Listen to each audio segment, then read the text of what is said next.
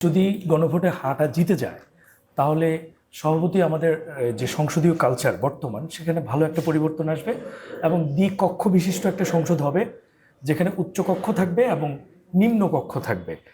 আমরা যদি এই উচ্চকক্ষটা জানতে চাই তাহলে মনে হয় যে নিম্নকক্ষ নিয়ে একটু আলাপ করলে সহজ হয়। যে নিম্নকক্ষটা কি? নিম্নকক্ষ তো সাধারণত যেটাতে আমরা এখন পরিচিত, মানে আমরা যে সংসদীয় ব্যবস্থায় আছি ওটাই কিন্তু নিম্নকক্ষ। ৩০০ জন সংসদ সদস্য একদম প্রত্যক্ষ ভোটের মাধ্যমে তারা নির্বাচিত হয়ে আসেন এবং এসে তারা আইন প্রণয়ন করেন, বাজেট পাস, রাজনৈতিক বড় বড় ধরনের যে সিদ্ধান্তগুলি তারাই কিন্তু নিয়ে থাকেন এবং মূলত সরকারটা গঠনও করেন তারা, সরকারটা পরিচালনাও করেন তারা। এটা নিম্নকক্ষের কাজ। আর এবার সংযোজিত হচ্ছে উচ্চকক্ষ, ঠিক আছে?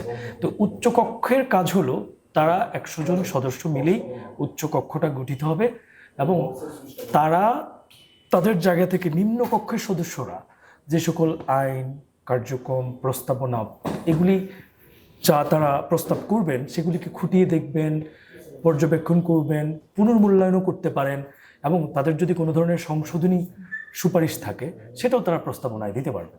তারা সরকার গঠন করবেন না, কিন্তু তারা অনেকটা পর্যালোচনা, একটা টিম বলি, যেমন উন্নত বিশ্বে এটাকে বলা হয় হাউস অফ রিভিউ।